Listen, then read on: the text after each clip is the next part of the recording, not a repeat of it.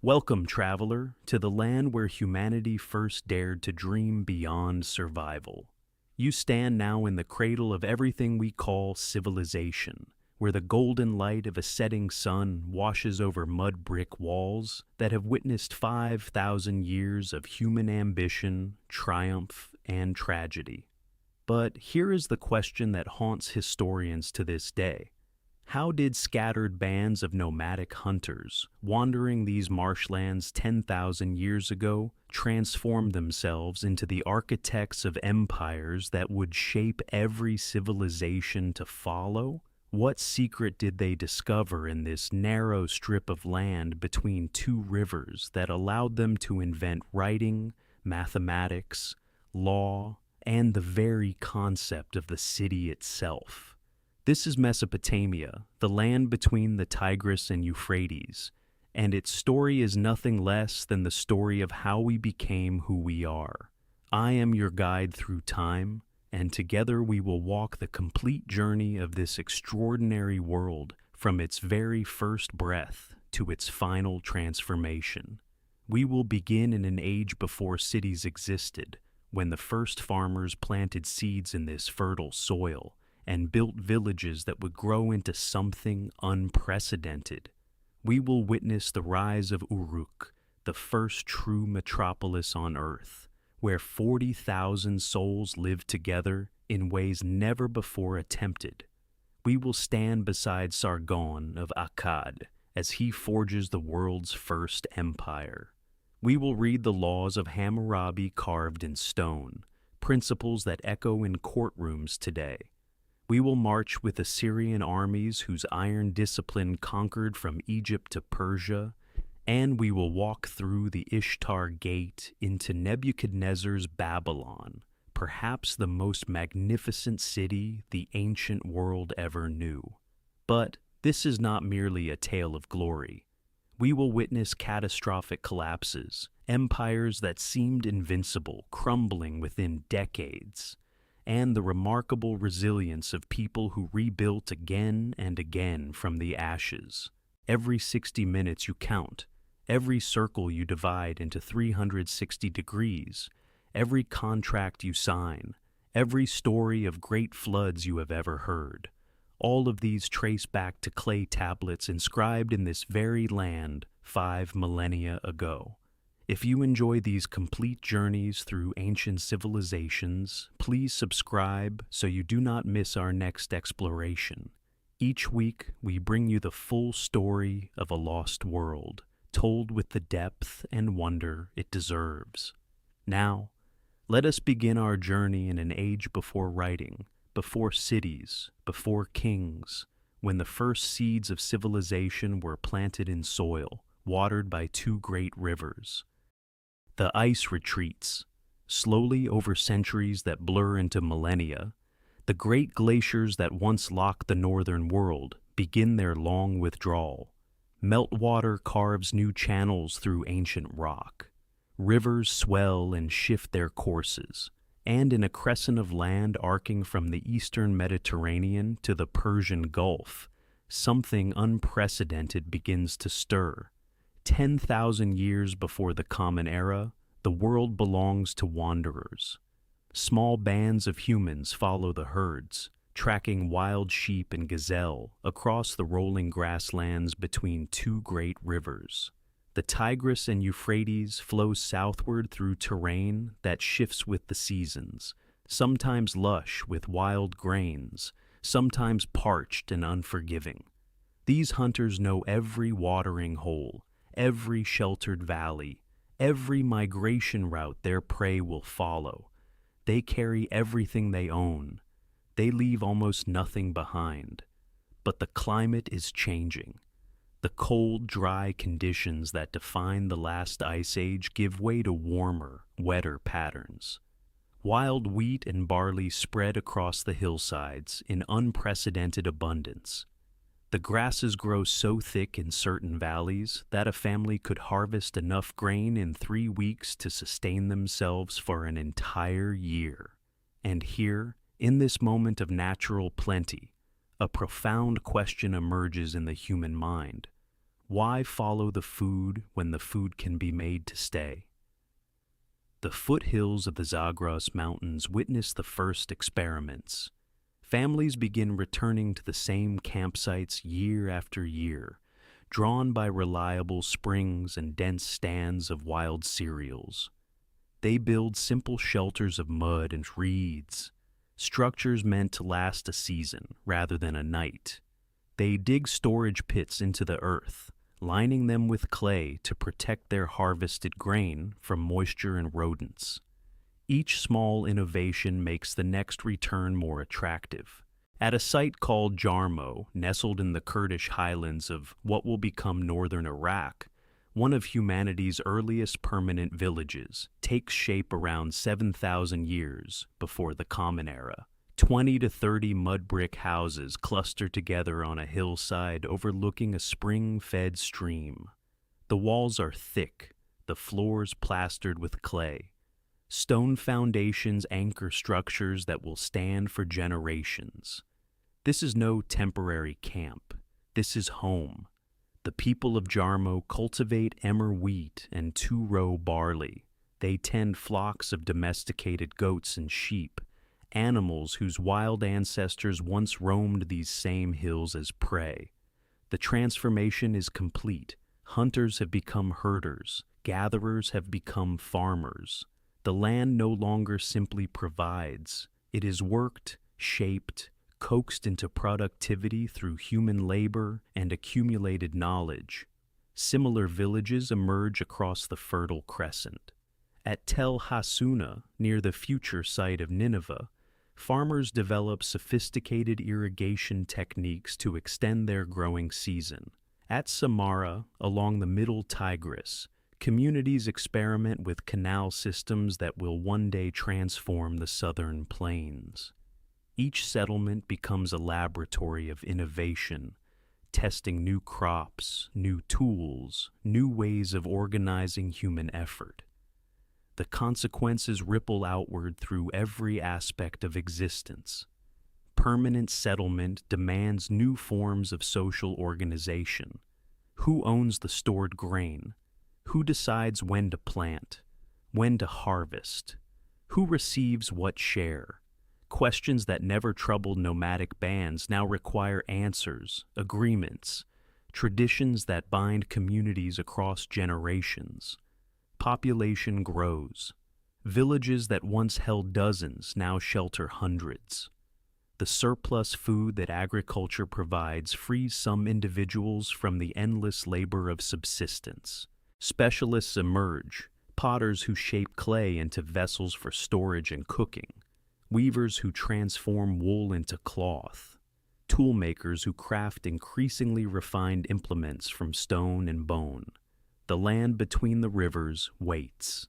To the south, the alluvial plains created by millennia of flooding lie empty of permanent settlement, too dry for rainfall agriculture, too prone to devastating floods. But the techniques being perfected in the northern highlands will eventually unlock this challenging terrain. Irrigation will turn desert into garden, and from that transformation, something entirely new will arise. The Southern Plains Call. Around 5,000 years before the Common Era, settlers begin their descent from the northern highlands into the vast alluvial flatlands where the Tigris and Euphrates slow and spread across an endless horizon of silt and sky. This is inhospitable country. Summer temperatures soar beyond human endurance. Rainfall barely reaches 4 inches annually. The rivers flood unpredictably, drowning crops one season and withering them the next. Yet these pioneers carry knowledge that transforms impossibility into abundance. They dig channels. They construct earthen embankments. They redirect the waters of the great rivers into networks of canals that spread across the parched landscape like the veins of a living body. Irrigation agriculture arrives in southern Mesopotamia, and with it comes a revolution that will reshape human civilization forever.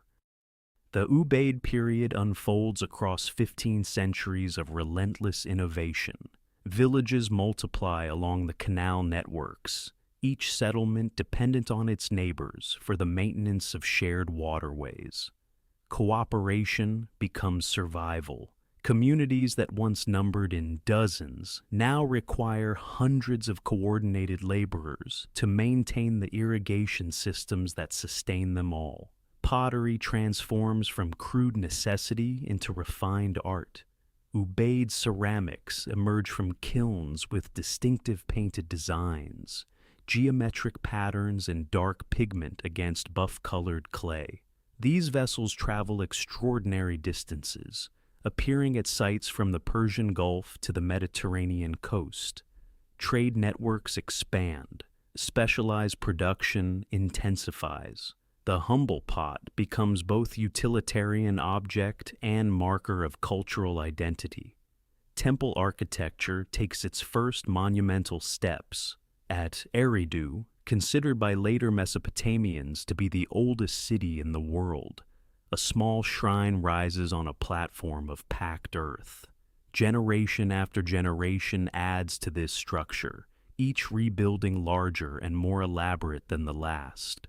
The temple becomes the organizational heart of the community, its priests managing the complex logistics of irrigation, storage, and distribution.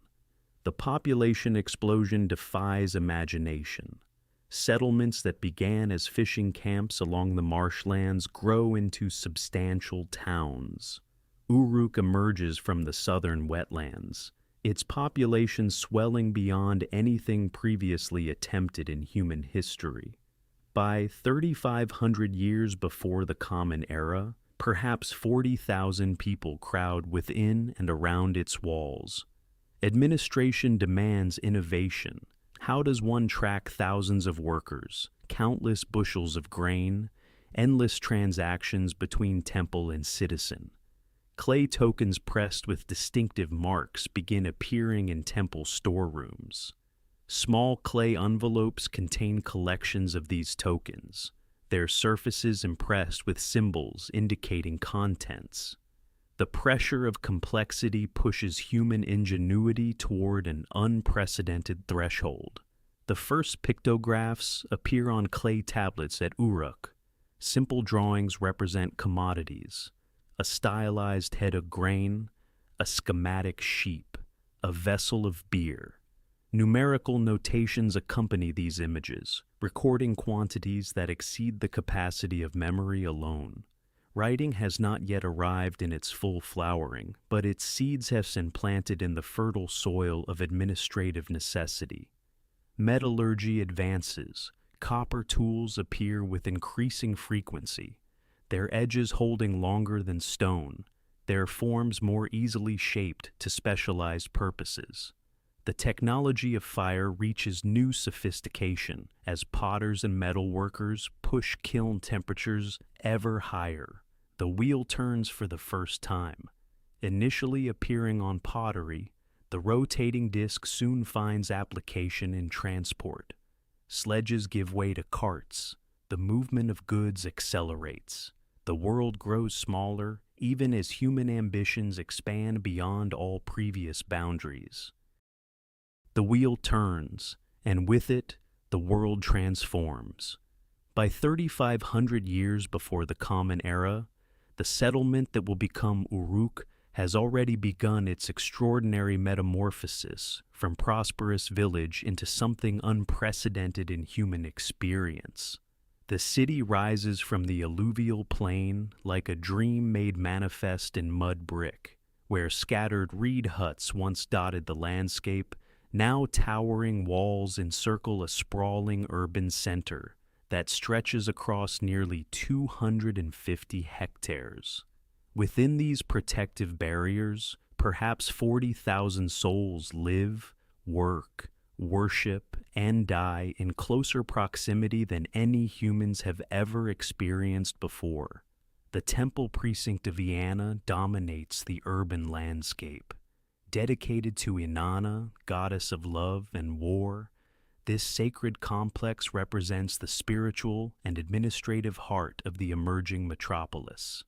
Massive platforms rise in step terraces, their surfaces decorated with thousands of clay cones pressed into wet plaster, creating geometric mosaics of red, white, and black that shimmer in the relentless Mesopotamian sun. Priests ascend these artificial mountains daily, carrying offerings to the goddess who dwells in the heavens above. The temple economy drives the city's pulse. Grain flows into vast storehouses. Textiles accumulate in carefully inventoried bundles. Livestock moves through counting stations where scribes press reed styluses into soft clay, recording each transaction with increasingly sophisticated notation systems.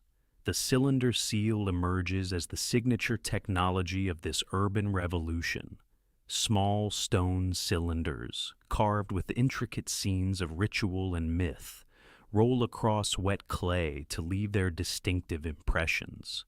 These portable identity markers authenticate documents, seal storage vessels, and mark ownership across the expanding networks of trade and tribute that radiate outward from the city's gates. Workshops cluster in specialized quarters.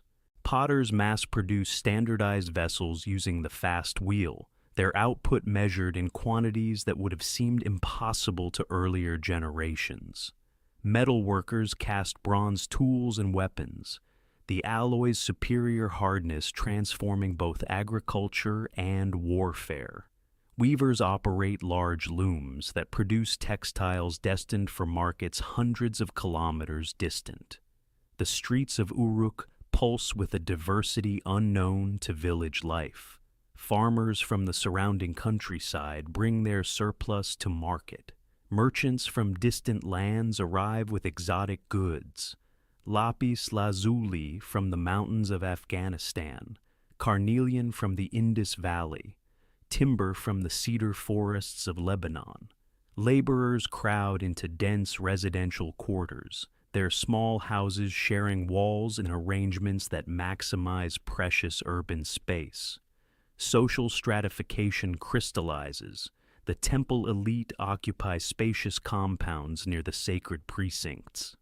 Skilled craftsmen maintain comfortable workshops in middle districts. The laboring masses crowd into cramped quarters along the city's periphery. Slavery appears as an institution. Prisoners of war and debtors reduced to property that can be bought, sold, and inherited. Beyond the walls, a transformed landscape stretches toward the horizon. Irrigation canals crisscross the plain in geometric precision, their waters carefully managed by officials who understand that the city's survival depends upon the reliable flow of life-giving moisture to the fields. Date palm orchards provide shade and sustenance. Barley and wheat ripen in vast expanses that feed the hungry urban population. The world's first true writing system takes shape within the temple precincts. What began as simple pictographs evolves into abstract wedge-shaped marks that can represent not merely objects, but sounds, ideas, and relationships. Scribes undergo years of training to master this revolutionary technology. Their skills transform administration, enabling the coordination of labor and resources on scales previously unimaginable. Uruk stands as proof of concept for urban civilization itself. The problems solved here, the institutions created, the technologies developed will echo through millennia of human history. The city has invented the future. The model that Uruk created spreads across the alluvial plain like ripples across still water. By 3,000 years before the Common Era, the landscape between the rivers has transformed into a constellation of competing urban centers, each claiming divine favor, each building toward the heavens. Ur rises from the marshlands near where the Euphrates meets the sea. Its harbor welcomes vessels laden with copper from distant Magan, lapis lazuli from the mountains of Afghanistan, timber from the cedar forests of Lebanon. The city's merchants establish trading networks that span thousands of miles, connecting the Sumerian heartland to civilizations most of its inhabitants will never see. Wealth accumulates in temple storehouses and private dwellings alike. Eridu, ancient even by Sumerian standards, maintains its sacred reputation as the dwelling place of Enki, god of wisdom and fresh waters. Pilgrims journey across the plain to honor the deity who first brought civilization to humanity. The temple complex grows through successive rebuildings, each generation raising new structures atop the foundations of their ancestors. 18 temples eventually stand layered upon one another, a physical record of continuous worship spanning millennia. Nippur occupies a position of unique spiritual authority. Here stands the Ekur, the mountain house of Enlil, king of the gods and lord of the wind.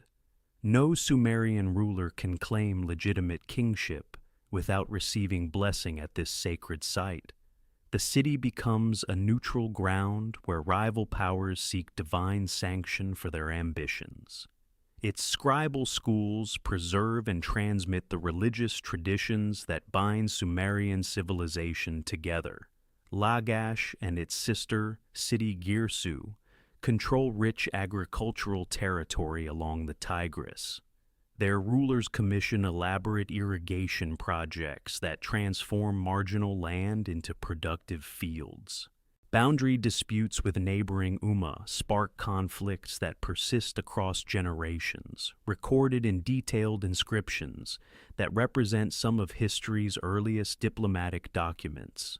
The institution of kingship crystallizes during these centuries. Earlier leaders bore titles suggesting they served as stewards of divine property, managing temple estates on behalf of the gods. Now, a new conception emerges. The Lugal, the big man, claims authority that extends beyond sacred precincts into military command and civil administration. These rulers commission monuments celebrating their victories, their building projects, their piety. Yet, kingship remains contested and unstable. The Sumerian king list, compiled centuries later, records dynasties rising and falling with bewildering rapidity.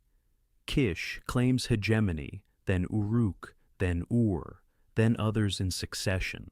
The concept of kingship descending from heaven after the Great Flood provides mythological legitimacy, but earthly power depends on military strength, economic resources, and divine favor that can shift without warning.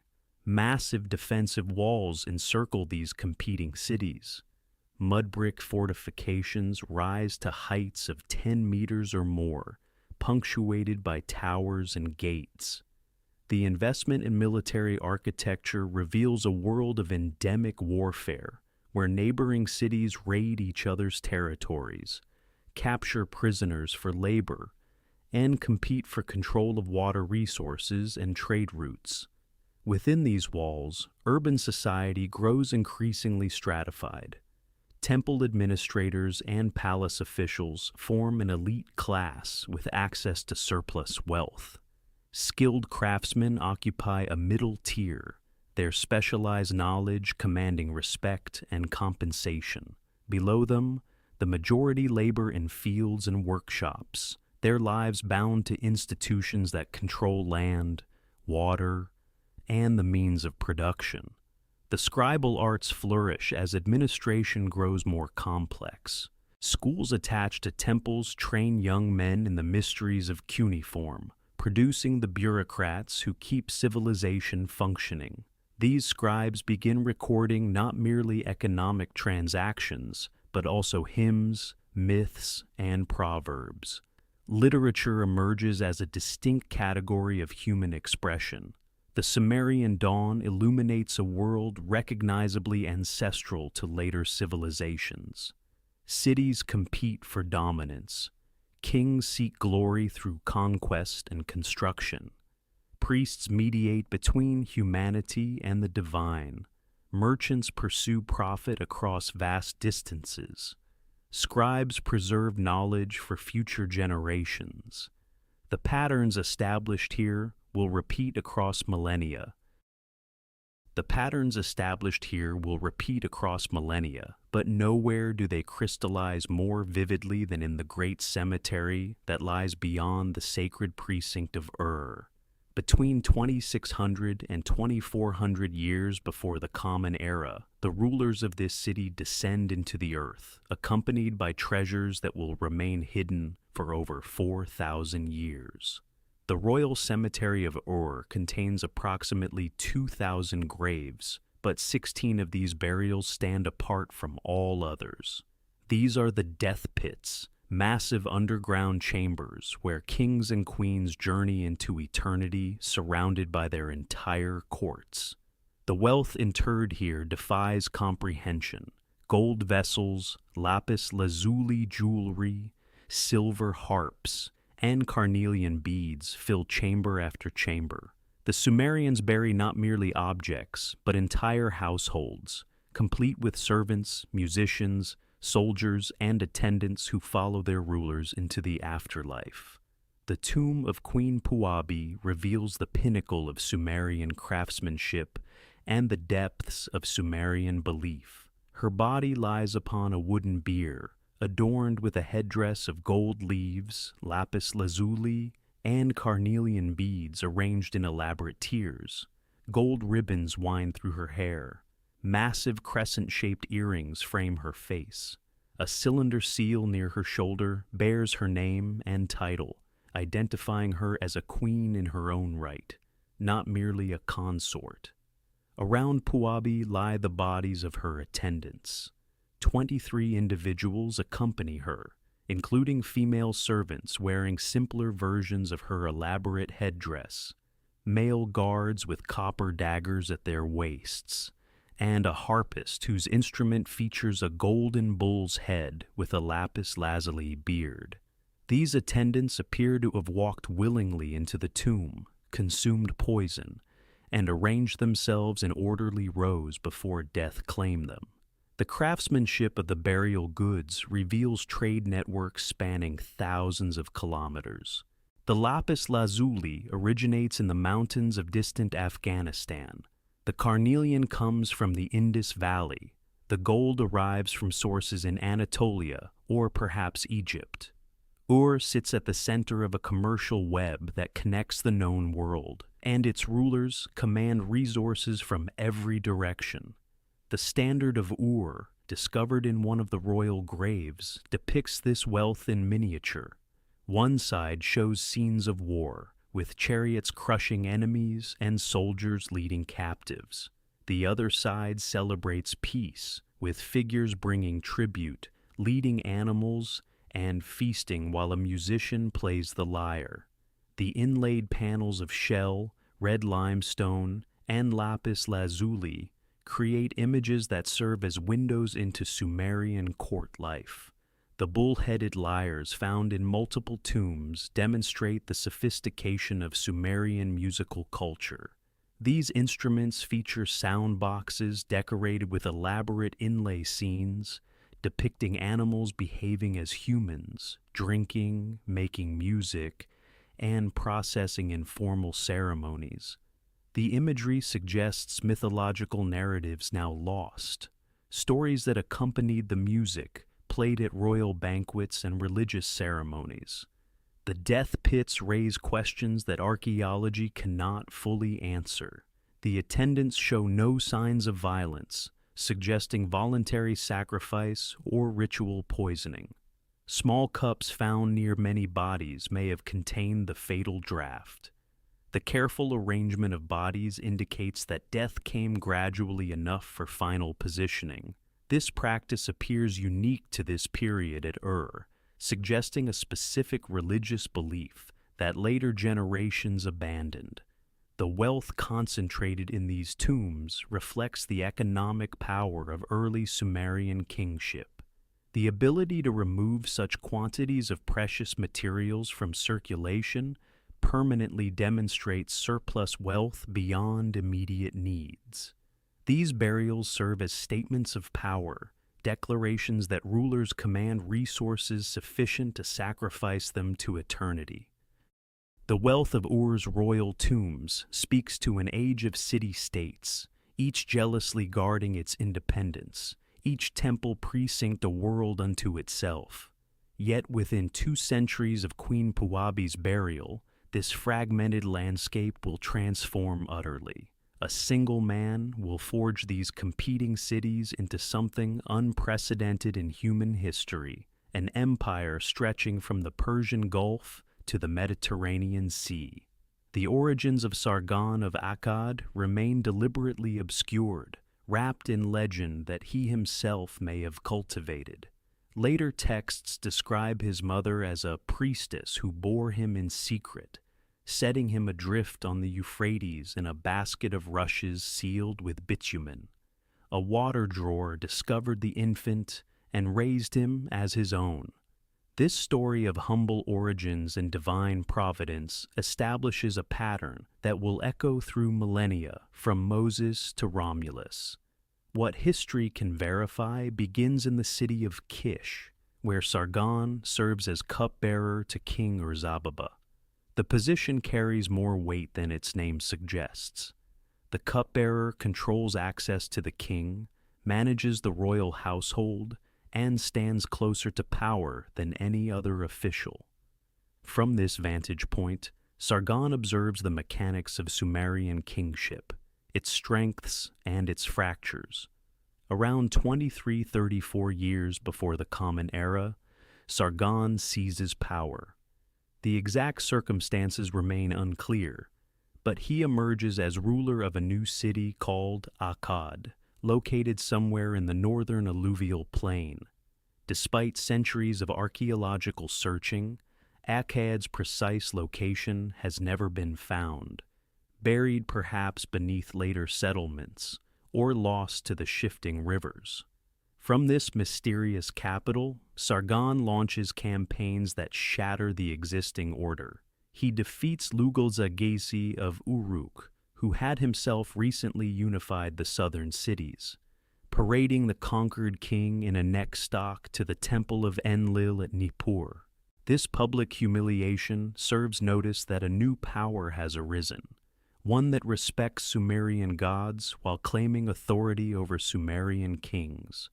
The conquests accelerate with stunning speed. Sargon's armies sweep south to the Persian Gulf, washing their weapons in its waters as a symbolic gesture of total victory. They march north into the highlands, securing access to timber, stone, and metals that the alluvial plain lacks. They push west toward the Mediterranean, establishing trade routes that bring cedar from Lebanon and silver from Anatolia. The administrative innovations prove as revolutionary as the military conquests. Sargon installs his own governors in conquered cities, replacing local dynasties with loyal Akkadian officials. He standardizes weights and measures across his realm, facilitating trade and taxation. The Akkadian language, a Semitic tongue distinct from Sumerian, becomes the language of administration, though Sumerian persists in religious and scholarly contexts. His daughter Enheduanna receives appointment as high priestess of the moon god at Ur, a position she will hold for decades. She becomes history's first named author, composing hymns and poems that survive on clay tablets. Through her, Sargon binds the ancient religious establishment to his new dynasty, legitimizing Akkadian rule through Sumerian sacred tradition. The empire Sargon creates spans over 1,000 kilometers, encompassing dozens of cities and countless villages. Nothing like it has existed before. Previous rulers controlled single cities or temporary confederations. Sargon builds permanent structures of governance that will outlast his own reign, establishing the template for every empire that follows. Later generations will remember him as Sargon the Great, founder of a dynasty that rules for over a century. His legend grows with each retelling, accumulating miracles and prophecies.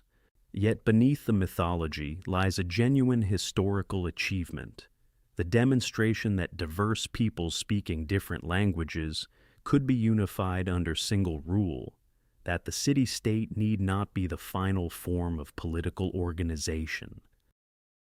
The empire does not merely survive its founder, it transforms.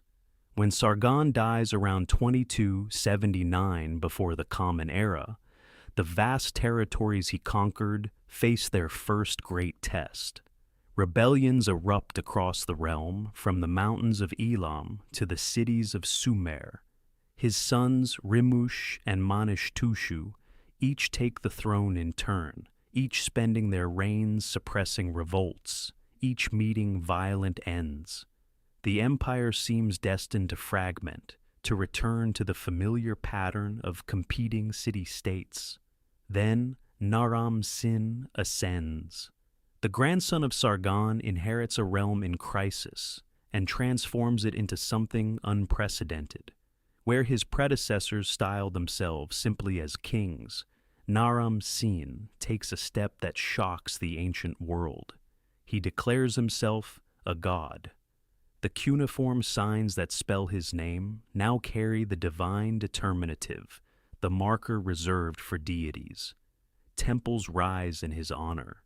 His image appears with the horned crown of divinity, a living god walking among mortals. This is not mere vanity. It represents a revolutionary theory of power. The Sumerian city-states drew their authority from patron deities who owned the cities, with kings serving as divine stewards. Naram-Sin collapses this distance entirely. The king himself becomes the source of sacred authority, the empire's unity embodied in a single divine person. His victory stele, carved from pink limestone, captures this transformation in stone. The monument depicts Naram-Sin ascending a mountain, his figure twice the size of his soldiers, his horned helmet marking his divine status. Defeated lullaby tribesmen tumble beneath his feet. Above him, celestial bodies shine their approval. The composition breaks every convention of earlier Mesopotamian art, abandoning the rigid registers that organized previous reliefs for a dynamic diagonal movement that draws the eye upward toward the god-king. The administrative machinery of empire grows more sophisticated under his reign. Provincial governors answer directly to the throne. Standardized weights and measures facilitate trade across vast distances. A network of roads connects the imperial capitals. Akkadian becomes the language of administration, from the Persian Gulf to the Mediterranean coast, the first lingua franca of the ancient world. Naram-Sin campaigns relentlessly, pushing the empire's boundaries beyond anything his grandfather achieved. He crushes a great rebellion of Sumerian cities, boasting of 9 battles in a single year. He marches into the Zagros Mountains, subduing peoples who had never known foreign rule. He reaches the cedar forests of distant Lebanon, carving his image into living rock to mark the empire's furthest extent. Yet the very success of Akkadian rule plants seeds of future catastrophe. The centralization that makes the empire efficient also makes it fragile. When Naram-Sin dies around 2218 before the Common Era, his son Shar-Kali-Shari inherits a realm already showing cracks.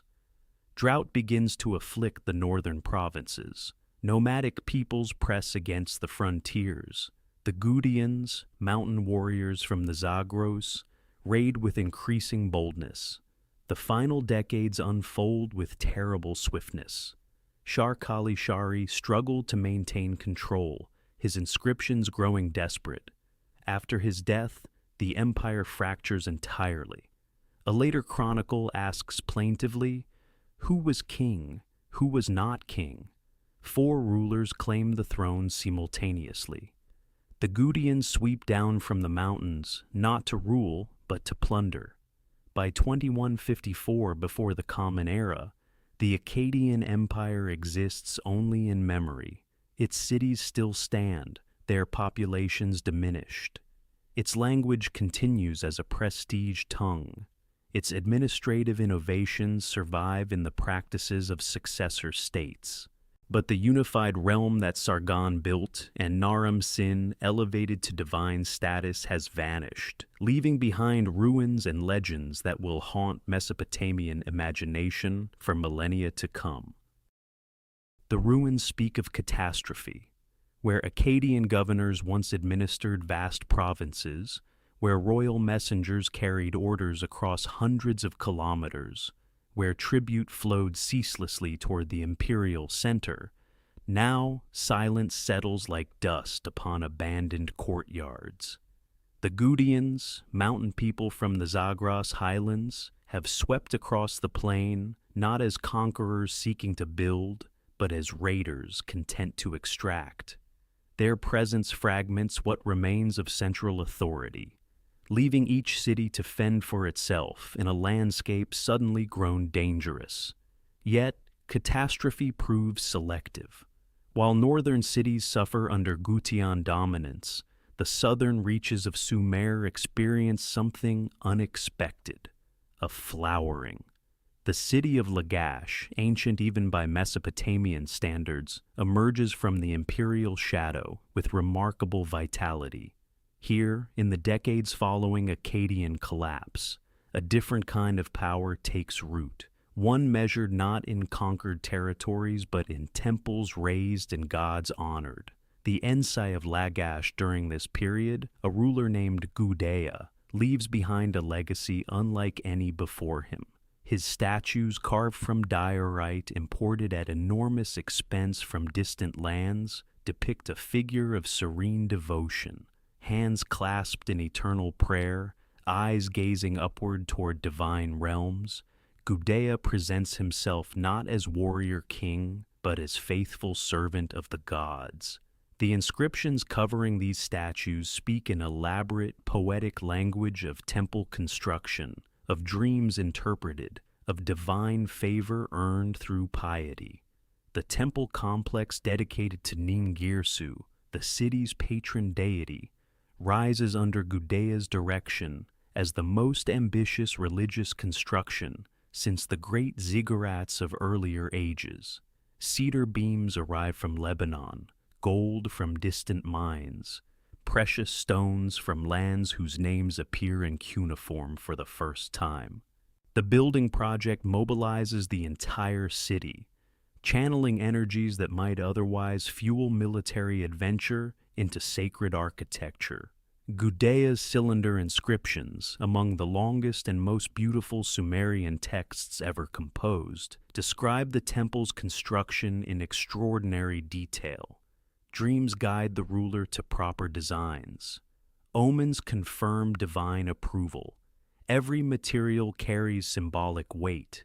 Every measurement reflects cosmic order. The language itself achieves heights of literary sophistication, suggesting that Lagash during this period nurtures scribal traditions of remarkable refinement. Trade networks, disrupted but not destroyed by political chaos, continue to function. Lagash merchants maintain connections reaching to the Persian Gulf and beyond. The city's agricultural hinterland, watered by ancient canal systems, produces surplus sufficient to support ambitious building programs. Economic prosperity and political stability create conditions for cultural achievement even as the broader region remains fragmented. Other southern cities experience similar revivals. Ur maintains its commercial importance. Uruk preserves its religious prestige. The Gutian presence, concentrated in the north, leaves these ancient centers relatively unmolested. A patchwork of independent city-states emerges, each pursuing its own interests, each developing its own traditions, yet all sharing the common heritage of Sumerian civilization. The Gutian period, later remembered as an age of darkness, proves more complex than simple catastrophe. Administrative records continue to be kept. Temples receive offerings. Scribes copy ancient texts and compose new ones. The interruption of imperial unity does not mean the interruption of civilization itself. Rather, it creates space for local traditions to reassert themselves, for Sumerian culture to experience renewal after generations of Akkadian dominance. By 2112, before the Common Era, the conditions for reunification have matured. The Gutians, never numerous enough to truly control the land they nominally dominate, grow vulnerable. From the city of Uruk, a leader named Utu Hengal rises to challenge their authority. His victory, celebrated in triumphant inscriptions, ends the Gutian interlude and opens the way for a new dynasty to claim the legacy of universal kingship. The stage is set for what later generations will remember as the Sumerian Renaissance. The victory over the Gutians opens a door that Ur-Nammu steps through with extraordinary purpose. Within months of Utu Hengal's triumph, power shifts again. The general from Ur, the man who served the liberator of Sumer, now claims kingship for himself. Around 2112, before the Common Era, Ur-Nammu founds what history will remember as the Third Dynasty of Ur, and with it begins the most ambitious project of cultural restoration the ancient world has yet witnessed. The new king understands that military victory alone cannot sustain an empire. What Sargon built through conquest, Ur-Nammu will construct through administration, through law, through monuments that proclaim divine favor in baked brick and bitumen. His first great undertaking rises from the sacred precinct of Ur itself. The ziggurat dedicated to Nana, the moon god, transforms the city's skyline into a statement of cosmic order. 3 massive terraces climb toward heaven, their corners oriented to the cardinal directions, their surfaces originally planted with trees that created hanging gardens centuries before Babylon's legendary wonder. The construction mobilizes thousands of workers. Millions of mud bricks, each stamped with the king's name, form the solid core. A skin of fired brick set in bitumen mortar protects the structure from the erosive rains. Drainage channels prevent water accumulation. Staircases converge at the summit, where a small temple houses the deity's earthly dwelling. The engineering represents accumulated wisdom from 15 centuries of Mesopotamian building, refined and perfected into a form that will inspire imitation across the entire region. Yet, the ziggurat, magnificent as it stands, represents only the visible expression of Ur-Nammu's deeper revolution. The king promulgates a law code that predates Hammurabi's famous compilation by 3 centuries. These laws establish fixed penalties for injuries, regulate marriage and divorce, protect the rights of widows and orphans. Where earlier justice depended on the arbitrary decisions of local authorities, Ur-Nammu's code creates predictable standards. A man who cuts off another's foot pays 10 shekels of silver. The principle of monetary compensation rather than physical retaliation marks a profound shift in how society conceptualizes justice itself. The administrative apparatus that enforces these laws achieves unprecedented sophistication. Scribal schools multiply across the kingdom, training generations of bureaucrats in Sumerian language and cuneiform writing. The curriculum standardizes, creating shared literary and mathematical knowledge from Ur to Nippur to Eridu. Tens of thousands of clay tablets survive from this period, recording everything from temple offerings to labor assignments to international trade agreements. The economy flourishes under this organized system. Royal merchants travel to distant lands, exchanging Mesopotamian textiles and manufactured goods for copper, timber, and precious stones. The weight standards that Ur-Nammu establishes facilitate commerce across vast distances. Temples function as economic centers, their storehouses managing agricultural surplus, their workshops producing goods for trade and ritual alike. Ur-Nammu dies around 2094 before the Common Era, possibly in battle, but his son Shulgi inherits a functioning empire. For 48 years, Shulgi will reign over what becomes the most bureaucratically sophisticated state the ancient world has known. He reforms the calendar, standardizes weights and measures throughout the realm, and commissions hymns praising his own divine nature. The king runs the length of his kingdom in a single day, or so the court poets claim, demonstrating superhuman endurance befitting a god made flesh. The cultural flowering of this era produces literature that will be copied and studied for 2,000 years. The earliest versions of stories later incorporated into the Epic of Gilgamesh take shape in the scribal academies of Ur and Nippur. Mathematical texts explore problems of geometry and algebra with remarkable sophistication. Astronomical observations accumulate, laying foundations for the predictive sciences that will eventually emerge. Yet empires, however magnificent, carry within them the seeds of their own dissolution. The third dynasty of Ur, for all its administrative genius and cultural brilliance, faces pressures that no bureaucracy can ultimately contain. From the western deserts, from the steppes beyond the Euphrates, new peoples have been moving for generations. The Sumerians call them Martu. Later ages will know them as Amorites, the Westerners, semi-nomadic herders speaking a Semitic tongue utterly foreign to the ancient cities of the south. The kings of Ur attempt to hold back this tide.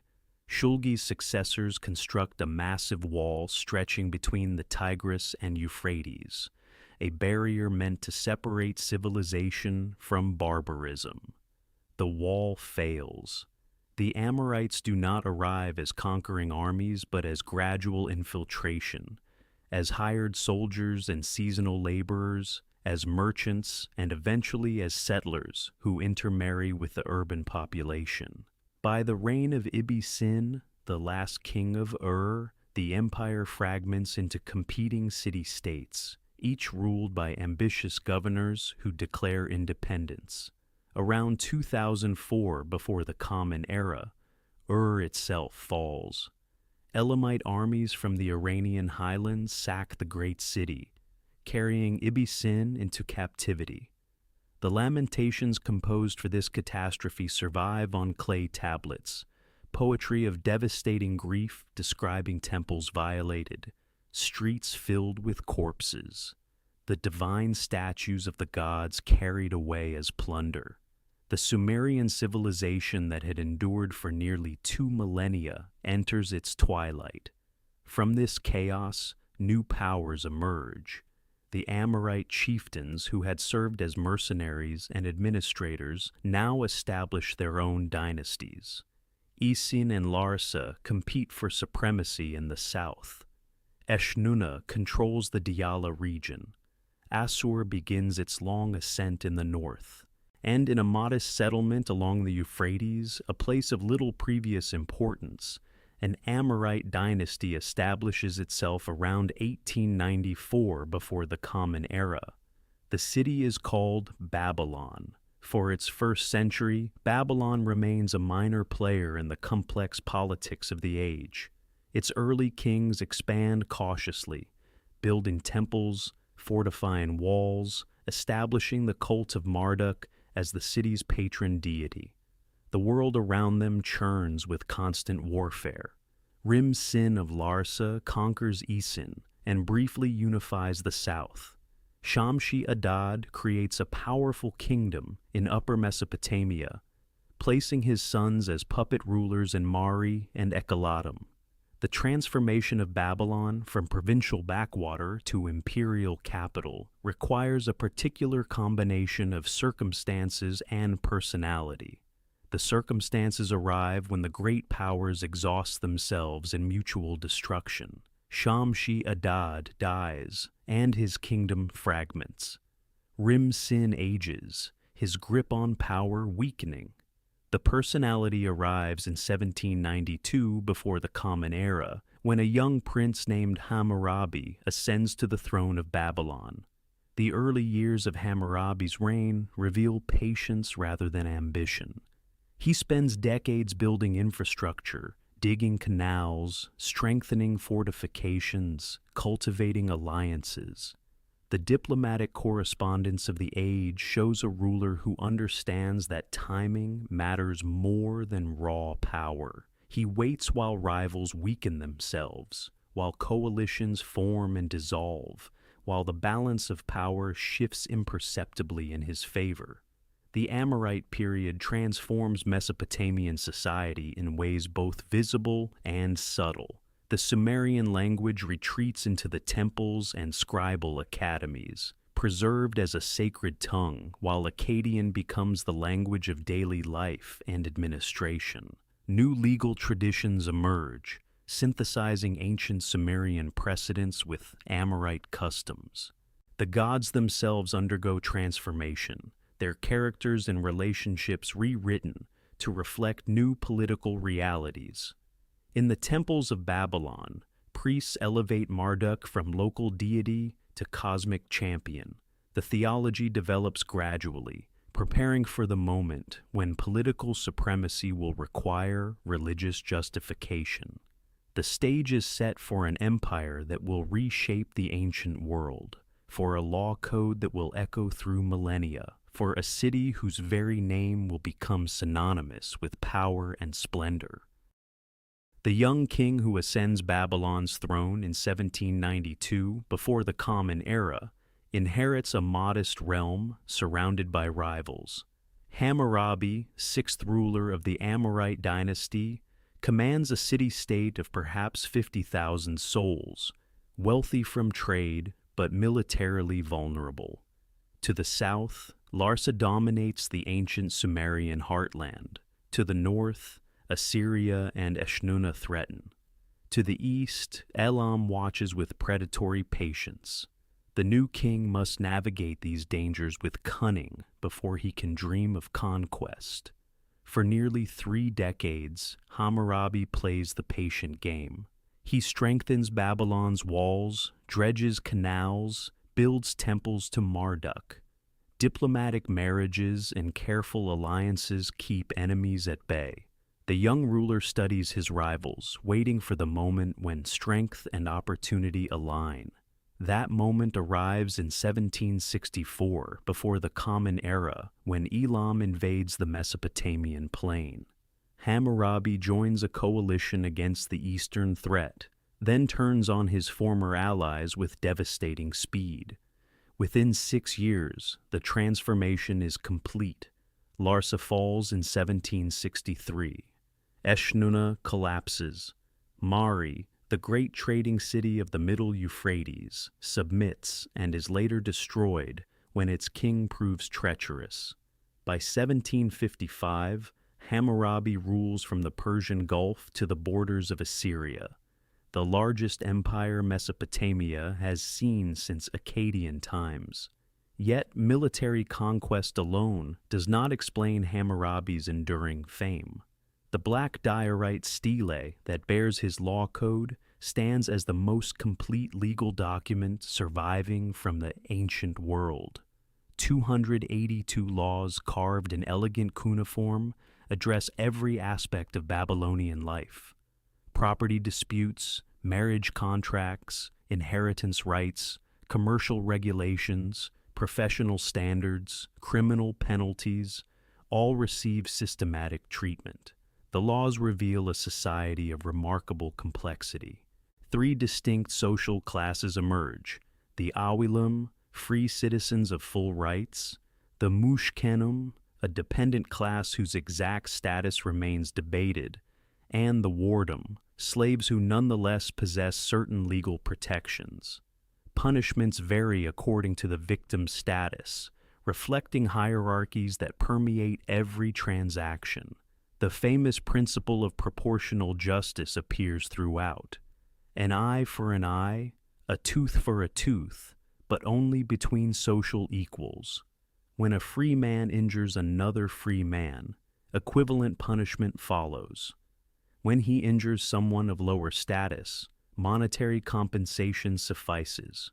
The code does not invent these principles but systematizes customs already ancient, creating a reference standard that scribes copy for over 1,000 years. Medical practice receives regulation. A surgeon who saves a nobleman's life earns 10 shekels of silver. One who causes death through incompetence loses his hands.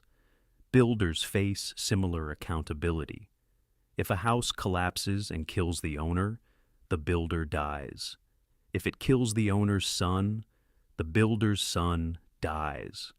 These harsh provisions likely represent maximum penalties rarely applied, yet they establish the revolutionary principle that professionals bear responsibility for their work. Commerce flourishes under legal protection. Interest rates are fixed.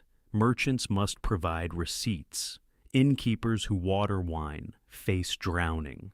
The code assumes a sophisticated economy of credit, investment, and long-distance trade, providing frameworks that reduce risk and encourage enterprise.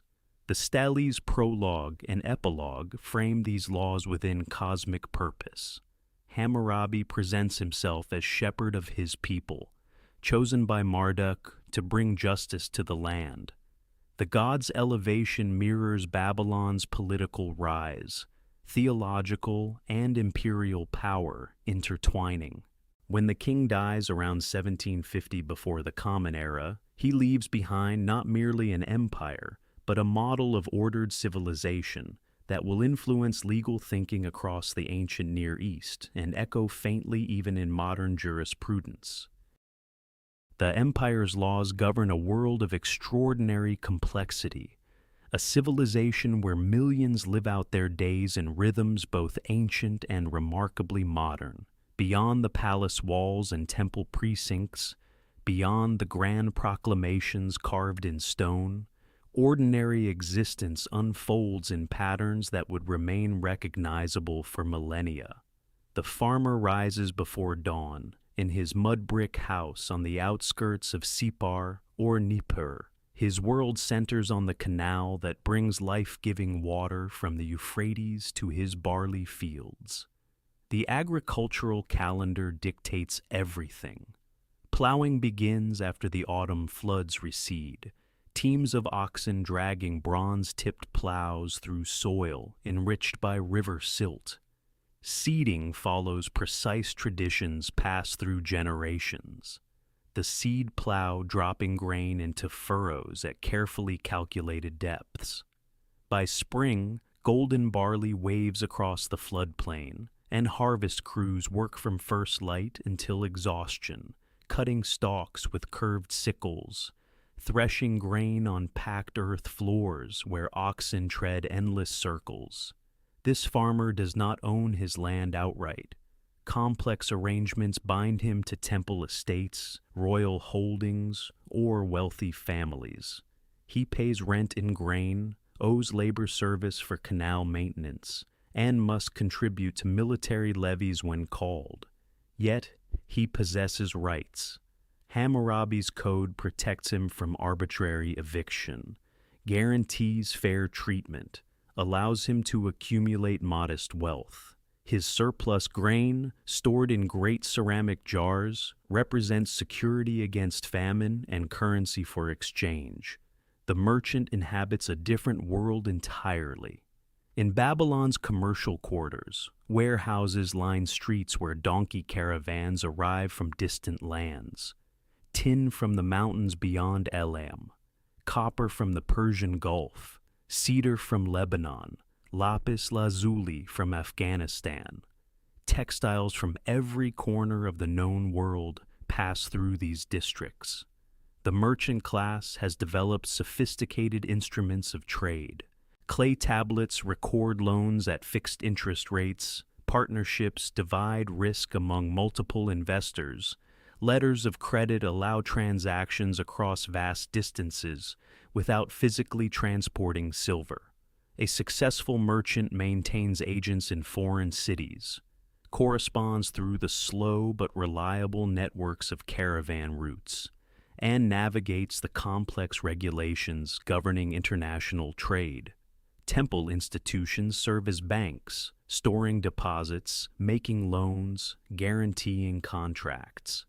The silver standard provides common measure, though barley often substitutes in local transactions. Weights must be accurate, measures standardized, and the merchant who cheats faces severe penalties under royal law. The scribe occupies perhaps the most prestigious position among non-elite professions. His training begins in childhood at the Eduba, the tablet house, where young boys spend years mastering the hundreds of cuneiform signs necessary for basic literacy. Advanced students learn Sumerian, now a dead language preserved only in religious and scholarly texts, alongside Akkadian, the living tongue of commerce and administration. The curriculum includes mathematics, astronomy, literature, and the careful copying of ancient texts that preserves knowledge across generations. A trained scribe finds employment everywhere. Temples require scribes to record offerings, track inventories, maintain astronomical observations. Palaces need scribes for correspondence, tax collection, legal proceedings. Merchants employ scribes to draft contracts, record debts, compose letters to distant partners. Private individuals hire scribes for marriage contracts, inheritance documents, property transfers. The scribe's reed stylus, pressed into soft clay, creates records that will survive millennia. The priest serves as intermediary between human and divine realms. Temple complexes function as economic institutions, owning vast agricultural estates, employing thousands of workers, conducting trade across the ancient world. But their primary purpose remains religious. Daily rituals feed, clothe, and entertain the gods whose statues reside in inner sanctuaries. Priests perform elaborate ceremonies at prescribed times, interpret omens from animal entrails and celestial movements, conduct festivals that mark the agricultural year. These four figures, farmer, merchant, scribe, and priest, represent the essential pillars of Mesopotamian civilization. Their interactions create the complex social fabric that Hammurabi's laws attempt to regulate. The farmer grows grain that feeds the city. The merchant distributes goods that connect distant regions. The scribe records transactions that make complex society possible. The priest maintains cosmic order that legitimizes earthly arrangements. Together, they sustain a civilization that will endure in various forms for another 15 centuries. The cosmic order that priests maintain extends far beyond simple ritual. It encompasses an entire understanding of existence, a worldview where heaven and earth mirror each other, where human cities replicate divine dwellings, where every action carries supernatural significance. The gods of Mesopotamia are not distant abstractions, but present forces who hunger, grow angry, show favor, and demand constant attention. At the center of this sacred geography rises the ziggurat, that massive step tower that dominates every major city's skyline. These structures are not tombs like Egyptian pyramids, but rather cosmic mountains, artificial peaks that bridge the gap between mortal and divine realms. The ziggurat at Ur, rebuilt by Ur-Nammu and maintained for centuries, rises in three great stages of sun-dried brick, faced with baked brick set in bitumen. Its corners align precisely with the cardinal directions. Staircases converge at the summit, where a small temple houses the god's earthly residence. The theology underlying these structures holds that gods require physical dwelling places. Marduk lives in Babylon's Esagila temple. Enlil resides at Nippur's-e-Kur. Inanna occupies Uruk's Iana complex. These are not metaphorical presences, but literal habitations where divine statues, ritually animated through mouth-washing ceremonies, actually contain the god's essence. Priests feed these statues daily meals, dress them in fine garments, and carry them in processions through city streets during festivals. The pantheon itself reflects Mesopotamian social organization. Anu, god of heaven, holds theoretical supremacy but remains distant. Enlil, lord of wind and storm, exercises active kingship among the gods. Enki, master of fresh waters and wisdom, provides the cunning that solves divine dilemmas. Ishtar, goddess of love and war, embodies the dangerous power of desire and violence. Shamash, the sun god, sees all things and guarantees justice. Sin, the moon god, measures time and governs the calendar. These deities interact in elaborate mythological narratives that scribes preserve and elaborate across generations. The Enuma Elish, Babylon's creation epic, describes how Marduk defeats the chaos monster Tiamat and fashions the world from her corpse. The Descent of Ishtar recounts the goddess's journey to the underworld and her return, a cycle linked to seasonal renewal. The Epic of Gilgamesh explores mortality itself, the hero's failed quest for eternal life, teaching that death defines human existence. Temple complexes function as economic powerhouses, owning vast agricultural lands, employing thousands of workers, conducting international trade. The Temple of Shamash at Separ maintains extensive archives recording loans, land transactions, and legal disputes. Priests serve as administrators, judges, physicians, and scholars. They observe celestial phenomena, recording planetary movements that will eventually develop into systematic astronomy. Divination pervades decision-making at every level.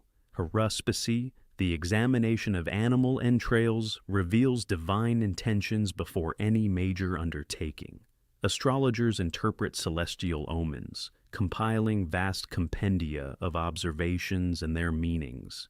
Dream interpretation, the flight patterns of birds, the shapes of oil poured on water, all provide channels through which gods communicate with humanity. The New Year festival at Babylon, the Akitu, represents the most elaborate ritual cycle. Over 11 days, priests perform ceremonies that renew cosmic order. The king ritually humiliated before Marduk's statue, then reinstated with divine blessing. The creation epic is recited in full. Marduk's statue processes through the city to a special temple outside the walls, then returns triumphantly. The entire community participates in this annual recreation of the world. Personal religion operates alongside official cult. Individuals maintain household shrines, offer prayers to personal protective deities, wear amulets against demons. The boundary between religion and magic blurs constantly. Incantation priests recite formulas against illness-causing spirits. Exorcists perform elaborate rituals to drive out supernatural afflictions. This religious system provides meaning, explains misfortune, legitimizes authority, and binds communities together across centuries of political change. Yet the religious certainties that bind communities together cannot prevent the catastrophe that descends upon Babylon in 1595 before the Common Era. From the distant mountains of Anatolia, Hittite armies under King Mursili I sweep down the Euphrates with devastating speed. They breach Babylon's walls, plunder Marduk's temple, and carry away the god's sacred statue. Then, inexplicably, they withdraw, leaving behind a power vacuum that transforms Mesopotamian history. Into this void step the Kassites, a people whose origins remain shrouded in mystery. They speak a language unrelated to any known tongue. They worship unfamiliar deities. Yet, within a generation, they control Babylon and will rule it for over 4 centuries, the longest dynasty in Mesopotamian history. The Kassite kings prove remarkably adaptable. Rather than imposing foreign customs, they embrace Babylonian culture with the zeal of converts. They worship Marduk. They commission cuneiform texts. They rebuild temples destroyed in the Hittite raid. Gradually, the distinction between conqueror and conquered dissolves into a new synthesis. This era witnesses the emergence of something unprecedented in human history, a genuine international system. The great powers of the Late Bronze Age, Babylon, Egypt, Assyria, the Hittites, and Mitanni, develop sophisticated diplomatic relationships that bind the ancient world together. Kings address each other as brothers. Royal marriages cement alliances across thousands of miles. Ambassadors travel between courts carrying elaborate gifts and carefully worded treaties. The Amarna letters, discovered in Egypt in 1887 of the Common Era, open a window into this diplomatic world. These clay tablets, written in Akkadian, the international language of the age, preserve correspondence between pharaohs and their royal counterparts. Kassite kings write to Egyptian rulers requesting gold, which they note flows like water in Egypt. They negotiate marriages, exchange physicians, and complain bitterly when expected gifts fail to arrive. Trade flourishes along routes connecting the Mediterranean to the Persian Gulf. Lapis lazuli from Afghanistan reaches Egyptian workshops. Cypriot copper flows to Mesopotamian smiths. Babylonian textiles travel to Hittite courts. This interconnected world creates unprecedented prosperity for those who control the exchange networks. The Kassites introduce innovations that reshape Babylonian society.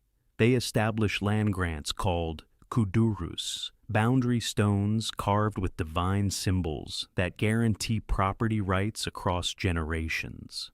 These documents reveal a society where military service earns permanent rewards, where royal favor can elevate families to lasting prominence. Babylonian scholarship reaches new heights during these supposedly dark centuries. Scribes compile the great literary works into canonical forms.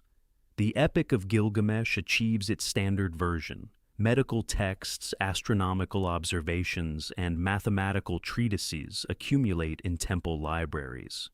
The Kassites, whatever their origins, become enthusiastic patrons of Mesopotamian learning, yet shadows gather at the edges of this prosperous world. Around 1200 before the Common Era, the international system begins to collapse. Sea peoples ravage Mediterranean coastlines. The Hittite Empire vanishes almost overnight. Trade networks that sustained prosperity for centuries disintegrate. Egypt withdraws into isolation. Babylon survives this catastrophe, but diminished. The Kassite dynasty finally falls to Elamite invasion in 1155 before the Common Era. Raiders carry Marduk's statue eastward once again. The interconnected world of the Amarna Age becomes a memory preserved only in buried archives. From this chaos, a new power will emerge from the north, one that has waited patiently through centuries of relative obscurity. Assyria, hardened by constant warfare against mountain peoples, begins its transformation into the most formidable military force the ancient world has ever seen. The northern highlands have always bred different peoples than the fertile plains. Here, where the Tigris carves through rugged terrain and mountain passes invite raiders from every direction, survival demands constant vigilance. Assyria emerges from the Bronze Age collapse not as a victim, but as a predator awakening to opportunity. The city of Ashur clings to a rocky promontory above the Tigris, its position both blessing and curse. Unlike Babylon, surrounded by rich agricultural land, Ashur commands trade routes rather than farms. Its people have always been merchants and soldiers, pragmatists who understand that wealth must be defended with iron will. When the international order crumbles around 1100 before the Common Era, Assyria possesses something its neighbors lack: a warrior tradition forged through generations of border warfare. Tiglath-Pileser I ascends to power around 1114 before the Common Era, inheriting a kingdom already expanding. His campaigns push Assyrian influence in every direction. Westward, his armies reach the Mediterranean coast, where Phoenician cities pay tribute to avoid destruction. Northward, he battles mountain peoples in terrain that would defeat lesser commanders. His inscriptions boast of hunting elephants and wild bulls, of receiving tribute from distant lands, of building temples worthy of Ashur's glory. The military innovations that will later make Assyria invincible begin taking shape during this era. Iron weapons replace bronze, giving Assyrian soldiers advantages over enemies still using older technologies. Cavalry units supplement chariot forces, providing mobility in difficult terrain. Most significantly, the Assyrians develop systematic approaches to siege warfare, understanding that cities must fall if empires are to expand. Yet this first flowering of Assyrian power proves premature. After Tiglath-Pileser's death, around 1076 before the Common Era, the kingdom contracts. Aramean tribes press from the west, occupying territories the great king had claimed. For nearly 2 centuries, Assyria struggles merely to survive, its borders shrinking, its ambitions curtailed. The palace at Ashur during these difficult decades reflects diminished circumstances. Construction projects halt, tribute flows cease. The great temples receive fewer offerings, yet something crucial survives: the institutional memory of empire, the conviction that Assyria's destiny lies in domination rather than submission. Scribes preserve records of past glories. Priests maintain rituals connecting the present to ancestral greatness. Military traditions pass from father to son, keeping alive techniques of warfare that will eventually reshape the ancient world. This period of weakness becomes a crucible, forging the determination that will drive later conquests. The transformation begins around the mid-10th century before the Common Era. Ashur-dan II initiates recovery, stabilizing borders and rebuilding administrative capacity. His successors continue the work, each reign adding strength to foundations that will support unprecedented expansion. The landscape itself shapes Assyrian character. Mountains to the north and east provide defensible terrain, but also constant threats. The Tigris offers transportation, but floods unpredictably. Agricultural land exists, but requires irrigation systems vulnerable to disruption. Everything about this environment teaches that security comes only through strength, that peace is merely the interval between wars. Religious beliefs reinforce martial values. Ashur, the supreme deity, demands conquest. Victory honors the god, defeat shames the nation. Royal inscriptions present campaigns as sacred duties, territorial expansion as divine mandate. This fusion of religious fervor and military ambition creates a state uniquely suited for empire building. By 911 before the Common Era, when Adad-nirari II takes the throne, Assyria stands ready for its greatest era. The kingdom has survived its dark age. Its army has been rebuilt and refined. Its ideology of conquest has been perfected through generations of struggle. The stage is set for the most systematic military expansion the ancient Near East has ever witnessed. What follows will transform Assyria from a regional power into an empire stretching from the Persian Gulf to the Mediterranean, from the mountains of Anatolia to the borders of Egypt. The warriors of the northern mountains are about to remake their world. The transformation begins with a single king whose very name will become synonymous with terror. Ashurnasirpal II ascends the Assyrian throne in 883 before the Common Era, inheriting a kingdom poised for expansion, but not yet possessing the instruments of true empire. Within 3 decades, he will forge those instruments with unprecedented precision. The military innovations that emerge under his reign represent a complete reimagining of ancient warfare. Previous armies had relied primarily on infantry and chariots, fighting seasonal campaigns before returning home for harvest. Ashurnasirpal creates something different, a permanent professional force capable of year-round operations across vast distances. Iron weapons replace bronze on an industrial scale, giving Assyrian soldiers decisive advantages in close combat. Cavalry units emerge as independent tactical forces rather than mere scouts, their mobility revolutionizing battlefield maneuvers. The siege warfare that develops reaches terrifying sophistication. Assyrian engineers construct massive battering rams protected by wooden frames covered in wetted hides, impervious to fire. Siege towers allow archers to clear defensive walls while sappers undermine foundations. No city, however fortified, can withstand prolonged Assyrian assault. The psychological impact proves equally devastating. Ashurnasirpal deliberately cultivates a reputation for merciless treatment of those who resist, inscribing detailed accounts of flayings, impalements, and mass deportations on palace walls.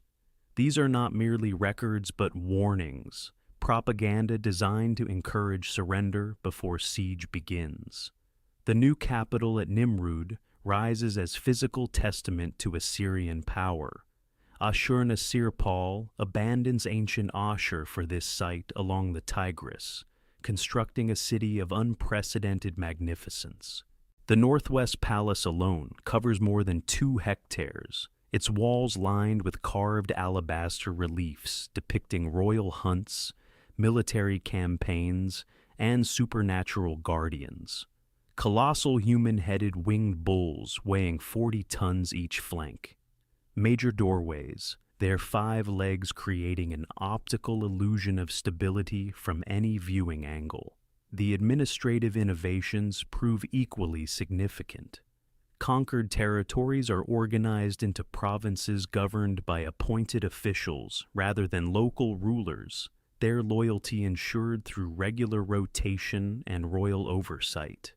A network of roads facilitates rapid military deployment and communication. Deportation policies systematically relocate conquered populations, breaking regional identities while providing labor for imperial construction projects. By the time Ashurnasirpal dies in 859 before the Common Era, Assyria controls territory from the Mediterranean coast to the Zagros Mountains. His son, Shalmaneser III, continues expansion, fighting 31 campaigns during a reign of 35 years. The famous black obelisk depicts tribute bearers from across the known world, prostrating before Assyrian might, including the earliest known image of an Israelite king. Yet the empire faces persistent challenges. Urartu emerges as a formidable rival in the Armenian highlands. Babylon remains restive under Assyrian influence. Internal rebellions periodically shake the kingdom. The military machine requires constant feeding, tribute, slaves, resources flowing inward to sustain armies and construction projects. The solution comes through intensification rather than reform. Each generation of Assyrian kings expands the army, refines siege techniques, extends provincial administration deeper into conquered lands. By 745, before the Common Era, when Tiglath-Pileser III seizes power through apparent usurpation, the foundations exist for even greater transformation. The war machine Ashurnasirpal built awaits its ultimate expression. The usurper proves more capable than any legitimate heir. Tiglath-Pileser III seizes the Assyrian throne in 745 before the Common Era, and immediately begins transforming the empire into something unprecedented in human history. Where previous kings relied on tributary relationships and seasonal campaigns, this new ruler implements permanent provincial administration across conquered territories. Governors replace local dynasties. Assyrian officials collect taxes directly. Mass deportations shatter ethnic identities and resistance networks.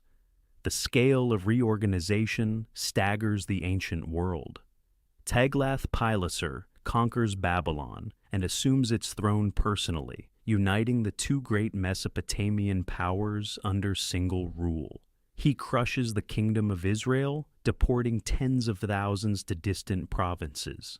Syria, Phoenicia, and the Levantine coast fall under direct Assyrian control. The empire stretches from the Persian Gulf to the Mediterranean, from the mountains of Anatolia to the borders of Egypt. His successor Sargon II, who takes power in 722, inherits this administrative machinery and perfects it. The name itself carries deliberate weight, echoing the legendary Sargon of Akkad, who created the world's first empire nearly 2,000 years earlier.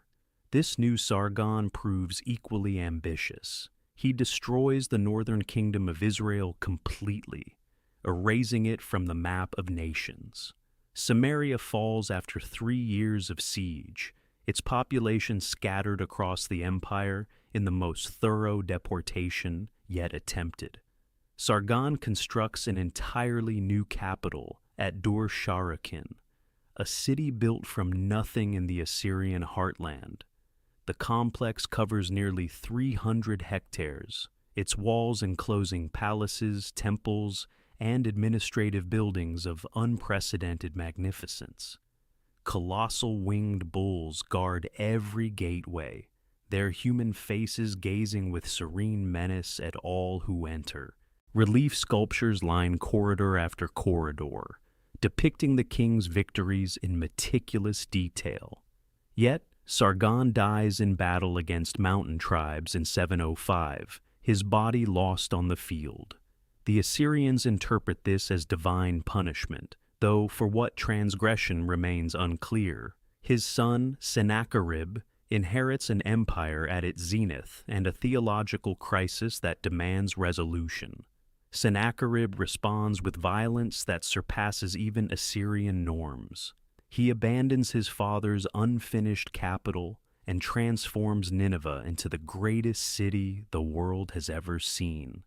The walls stretch 12 kilometers around, punctuated by 15 monumental gates. The palace he constructs there contains over 70 rooms. Their walls covered with more than 3,000 meters of carved relief panels depicting his campaigns. The siege of Lachish in Judah becomes his most celebrated victory, immortalized in detailed palace reliefs that show every stage of the assault. Siege ramps rise against the walls. Battering rams breach the defenses. Prisoners march into captivity while impaled bodies line the roads. Jerusalem itself survives only through tribute and perhaps divine intervention, depending on which account one believes. Babylon proves more troublesome. The ancient city rebels repeatedly, and Sennacherib's patience finally shatters in 689. He orders the complete destruction of Babylon, flooding the ruins and carrying away the sacred statue of Marduk. The act horrifies the Mesopotamian world. Even Assyrians whisper that such sacrilege cannot go unpunished. The punishment comes from within. In 681, Sennacherib dies at the hands of his own sons, murdered in a temple while worshipping. The empire he leaves behind rules from Egypt to Elam, commands armies numbering in the hundreds of thousands, and administers populations of perhaps 10 million souls. Iron weapons have replaced bronze throughout its forces. Cavalry operates alongside chariotry. Siege warfare has become an exact science. The terror Assyria inspires serves strategic purpose. Rebellion means annihilation. Resistance brings deportation. Loyalty alone offers survival. Yet, this system contains its own destruction, for empires built on fear require ever greater demonstrations of power to maintain their grip. The grandson who inherits this blood-soaked throne proves unlike any Assyrian king before him. Esarhaddon, surviving the fratricidal chaos that claimed his father, rebuilds what Sennacherib destroyed. Babylon rises again from its ashes, temples reconstructed, canals restored, populations returned. Yet, Esarhaddon's reign ends prematurely, and in 669 before the Common Era, his son Ashurbanipal assumes power over the greatest empire the ancient world has ever known. This king possesses appetites his predecessors would find incomprehensible. Ashurbanipal hunts lions with the ferocity expected of Assyrian royalty, wages wars that extend imperial boundaries to their maximum extent, and crushes rebellions with characteristic brutality. But in the quiet hours, this warrior king reads, he writes, he collects. The palace at Nineveh becomes something unprecedented in human history. Scribes arrive from every corner of the empire carrying clay tablets, some freshly inscribed, others already ancient when Hammurabi ruled Babylon 1,000 years earlier. Ashurbanipal commands that every significant text in Mesopotamia be copied and brought to his library. The scope staggers imagination. Tens of thousands of tablets accumulate in organized chambers. Literary works stand alongside mathematical treatises. Medical texts neighbor astronomical observations. Omens, rituals, hymns, and royal correspondence fill shelf after shelf. The king himself boasts of his scholarly accomplishments, claiming mastery of reading, writing, and the interpretation of celestial signs. Among these treasures rests the Epic of Gilgamesh, preserved complete for the first time. The ancient story of the Uruk king who sought immortality and learned instead the value of mortal achievement survives because Ashurbanipal's scribes copied it carefully onto fresh clay. Creation myths, flood narratives, and divine genealogies that will echo through later religious traditions find sanctuary in these palace rooms. The library represents more than royal vanity. It embodies the Assyrian understanding that knowledge equals power. To possess the wisdom of conquered peoples is to possess their souls. Every ritual text from Babylon, every astronomical calculation from Sipar, every medical prescription from Borsippa now serves Assyrian purposes. Scribal academies flourish throughout the empire. Young men learn the ancient Sumerian language. dead for centuries as a spoken tongue, but preserved in religious and scholarly contexts. They master Akkadian in its various dialects, practice the wedge-shaped signs that have recorded human thought for over 2 millennia. This scholarly tradition, unbroken since the first temples of Uruk, reaches its final flowering under Assyrian patronage. Yet, even as scribes copy ancient wisdom, the empire begins its terminal decline. Ashurbanipal's brother rebels in Babylon, igniting a civil war that drains imperial resources. Egypt breaks free permanently. The eastern frontier grows increasingly unstable as new peoples press against weakening defenses. The king who reads omens cannot read his own future. When Ashurbanipal dies around 627 before the Common Era, he leaves behind the greatest library of the ancient world and an empire already crumbling. His successors will prove incapable of maintaining either. Within 15 years, Nineveh itself will burn, and the tablets Ashurbanipal so carefully collected will be buried beneath the rubble of his destroyed palace. This destruction becomes preservation. The fire that consumes Nineveh bakes the clay tablets hard, protecting them for millennia beneath accumulated debris. When archaeologists finally excavate these ruins in the 19th century of the Common Era, they will discover texts that revolutionize understanding of human history. The Epic of Gilgamesh, the Babylonian creation myth, and countless other works survive only because one Assyrian king valued knowledge alongside conquest. The irony cuts deep. An empire built on terror and destruction becomes the vessel through which ancient wisdom passes to future ages. The library outlasts the empire, the tablets outlast the palace, the words outlast the king who collected them. But the king himself does not outlast the year 627 before the Common Era. Ashurbanipal dies after decades of rule, and with his passing, the empire he inherited begins its swift unraveling. The succession proves catastrophic. His sons tear at each other for the throne, while the provinces they should be governing slip from Assyrian control. The speed of collapse defies all expectation. An empire that has dominated the ancient world for 3 centuries begins disintegrating within a single generation. The military machine that conquered Egypt, crushed Babylon, and terrorized nations from the Mediterranean to the Persian Gulf suddenly finds itself unable to hold its own heartland. The enemies sense weakness with predatory precision. To the east, the Medes have been consolidating power in the Iranian highlands, forging scattered tribes into a unified kingdom under Cyaxares. To the south, Babylon seizes its moment. Nabopolassar, a Chaldean chieftain, declares independence in 626 before the Common Era and begins systematically expelling Assyrian garrisons from Babylonian territory. The alliance that forms between these two powers represents something unprecedented in Mesopotamian history.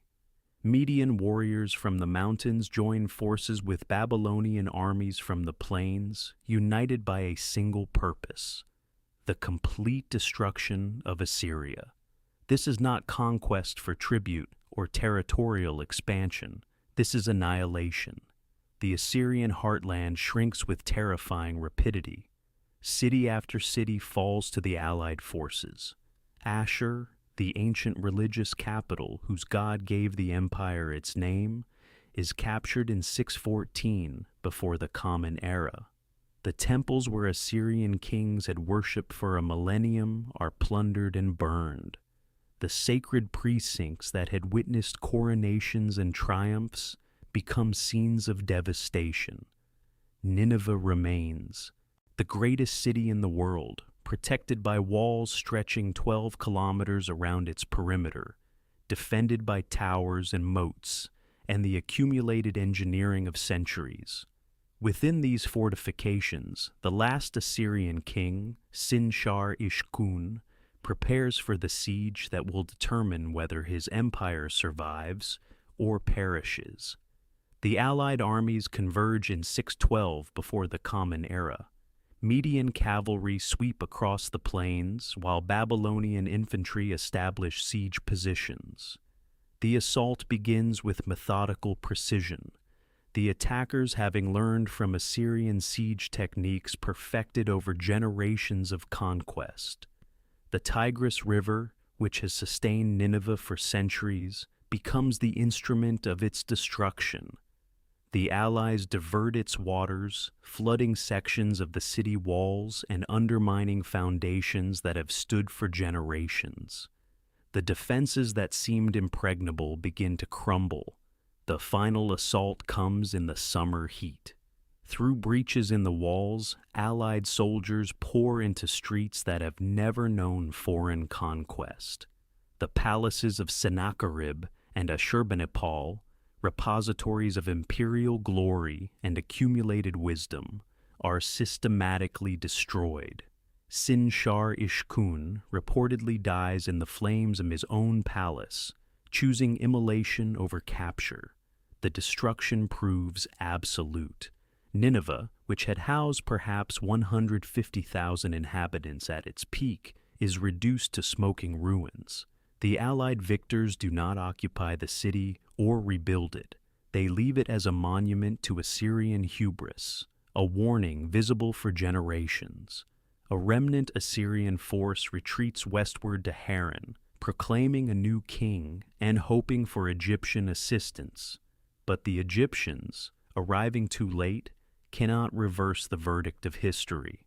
Haran falls in 610 before the Common Era. The final Assyrian attempt to recapture it fails in 609. The empire that had seemed eternal vanishes so completely that within centuries, travelers will pass the mounds covering Nineveh without knowing a great city lies beneath.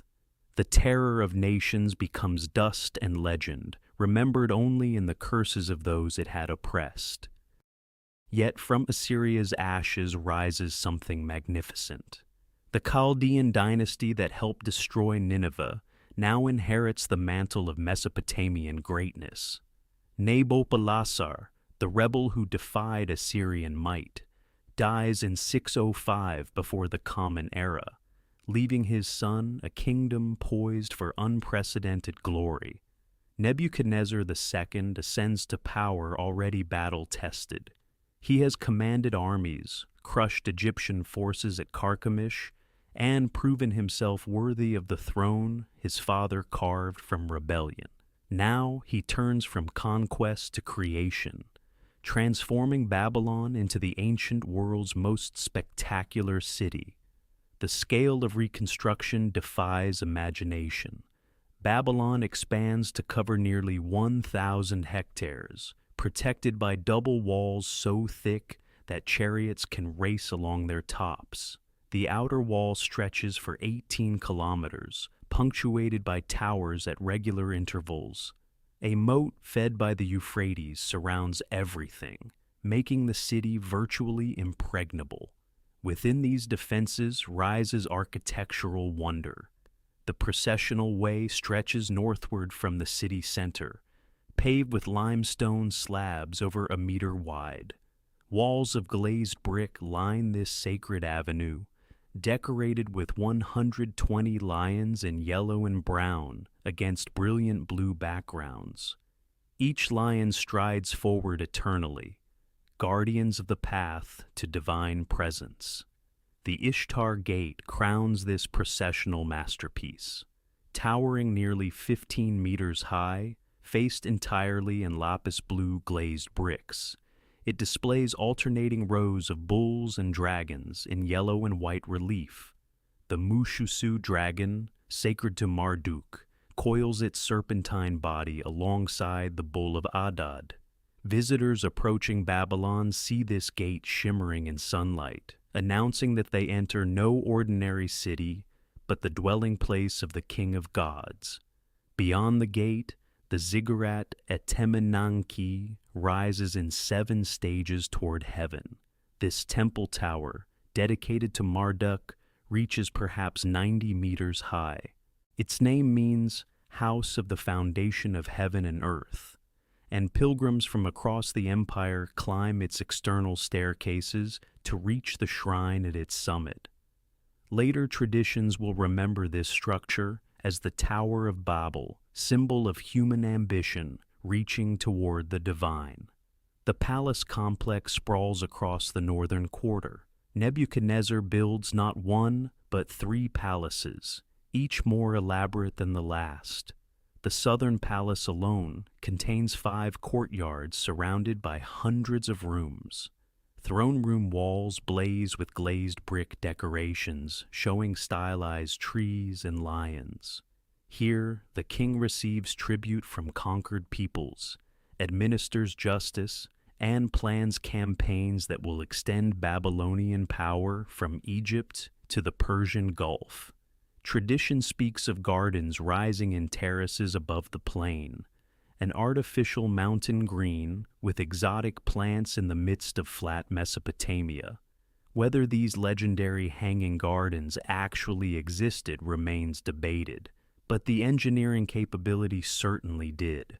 Nebuchadnezzar's builders master hydraulic systems capable of lifting water to great heights, irrigating rooftop gardens throughout the palace complex. The king wages war as successfully as he builds. Jerusalem falls twice to Babylonian armies. The first siege in 597 before the Common Era installs a puppet king. The second in 586 destroys Solomon's temple and deports the Jewish elite to Babylon, beginning the famous exile that shapes biblical literature and Jewish identity forever. Tyre endures 13 years of siege before submitting. Egypt faces repeated invasions. The entire Levantine coast acknowledges Babylonian supremacy. Trade flows through Babylon from every direction, enriching a city already legendary for wealth. Yet, Nebuchadnezzar builds for eternity, not merely for glory. Inscriptions throughout the city record his piety, his devotion to Marduk, his restoration of ancient temples. He sees himself as heir to Hammurabi, to Sargon, to every great Mesopotamian king who came before. The empire he rules represents 3,000 years of civilization, reaching its architectural and administrative peak. The great king dies in 562 before the Common Era, and with him dies the certainty that Babylon will endure forever. Nebuchadnezzar's successors prove unequal to his legacy. His son, Amel-Marduk, rules barely 2 years before assassination.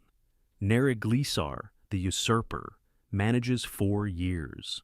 His son, Labashi-Marduk, survives mere months before conspirators end the dynasty entirely. Into this chaos steps Nabonidus, a man unlike any Babylonian king before him. He is not of royal blood, but rises through priestly connections. His mother, a devotee of the moon god Sin at Haran. This religious devotion will prove his undoing. Where every Babylonian king for centuries has honored Marduk above all gods, Nabonidus elevates Sin, alienating the powerful Marduk priesthood, whose support legitimizes royal authority. The new king's behavior grows increasingly strange. In 553 before the Common Era, Nabonidus abandons Babylon entirely, retreating to the Arabian oasis of Taimah for 10 years. He leaves his son Belshazzar as regent, but the crown prince cannot perform the essential religious rituals that only a king may conduct. The New Year festival, the sacred marriage rite, the renewal of cosmic order, all cease. The priests record their outrage on tablets that survive millennia. Meanwhile, far to the east, a power rises that will reshape the entire ancient world. Cyrus II inherits the small Persian kingdom in 559 before the Common Era. Within a decade, he conquers the Median Empire, absorbing its vast territories. By 547, he defeats Croesus of Lydia, legendary for wealth, adding Anatolia to his growing dominion.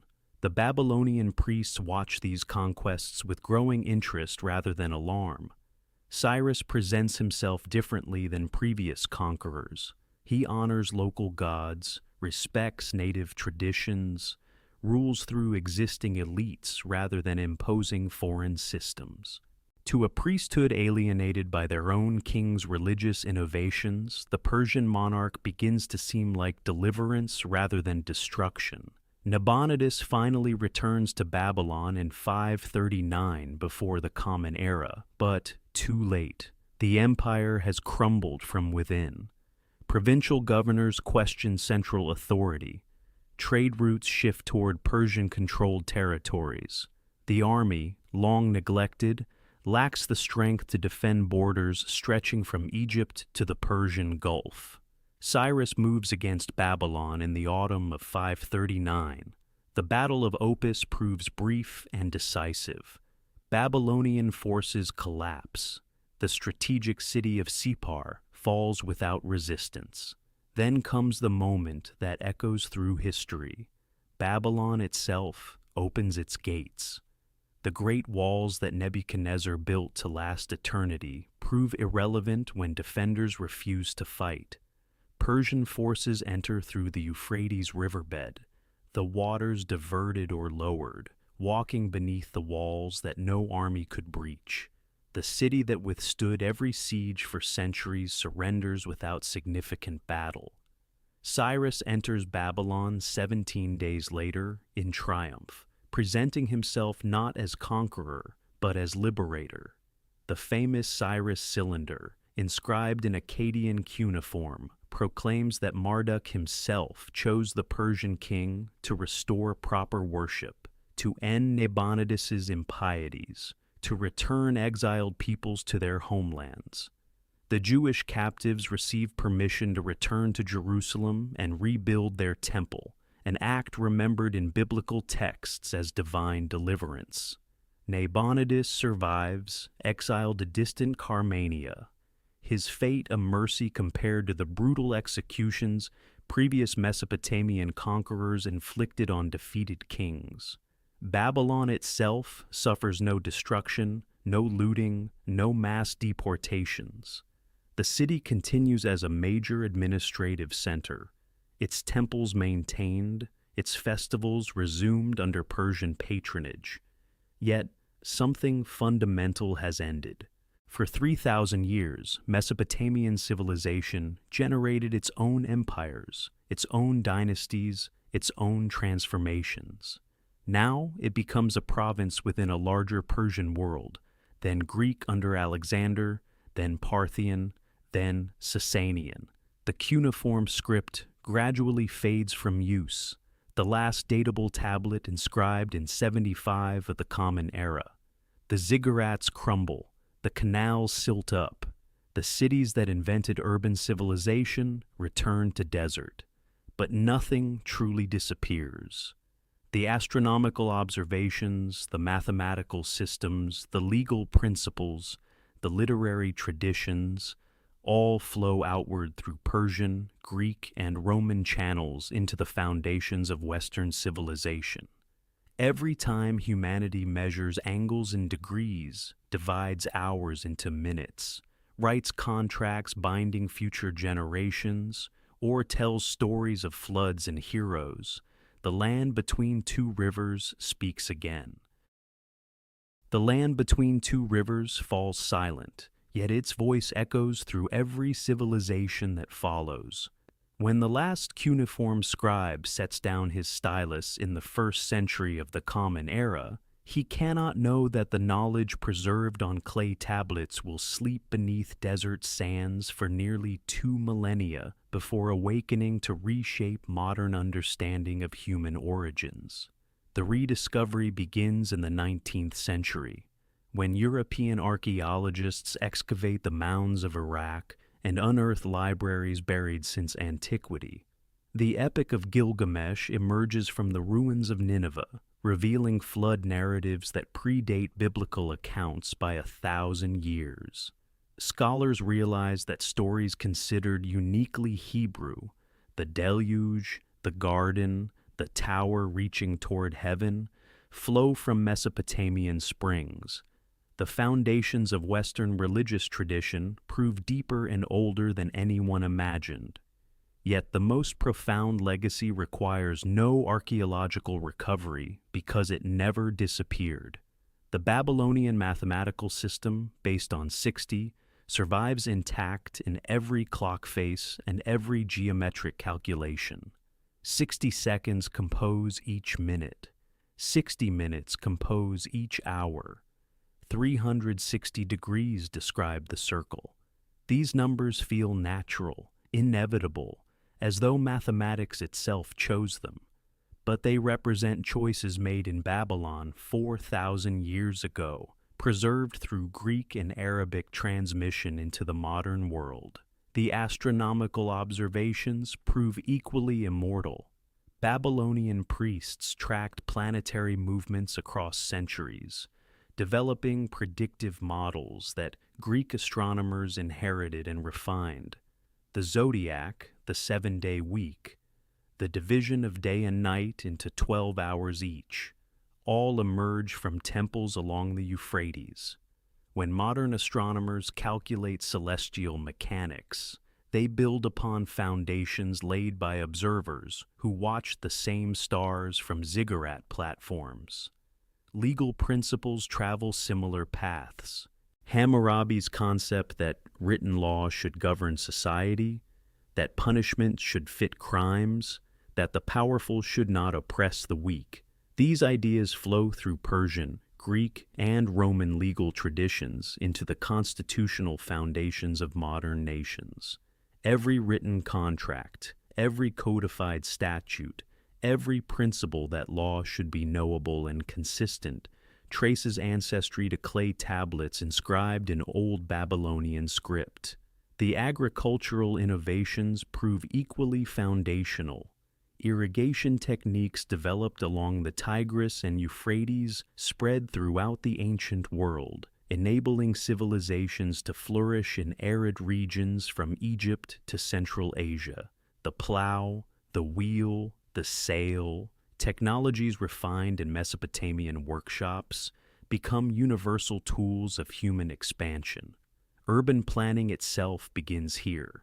The concept that thousands of strangers can live together in organized communities, sharing resources, specializing in trades, governed by laws rather than kinship. This revolutionary idea first succeeds in Uruk and spreads outward to every city humanity builds thereafter.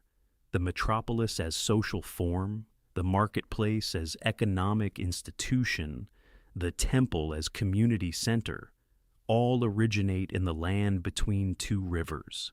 Even the act of writing, the technology that makes history itself possible, emerges from Sumerian necessity. When merchants needed to track transactions and priests needed to record offerings, they invented symbols that evolved into cuneiform script. This innovation, the externalization of memory, the preservation of thought beyond individual lifetimes, transforms human capability forever. Every book, every document, every digital text descends from clay tablets pressed with reed styluses in ancient Uruk. The rivers still flow. The Tigris and Euphrates still carry snowmelt from Armenian highlands toward the Persian Gulf, though dams now regulate their ancient rhythms.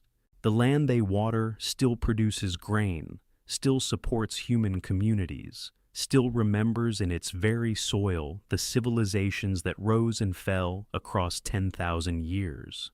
Mesopotamia never truly ended. It transformed, dispersed, embedded itself so deeply in human civilization that its presence becomes invisible through sheer ubiquity.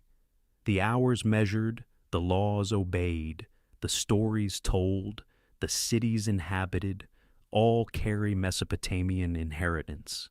The land between two rivers speaks whenever humanity counts, writes, builds, or dreams.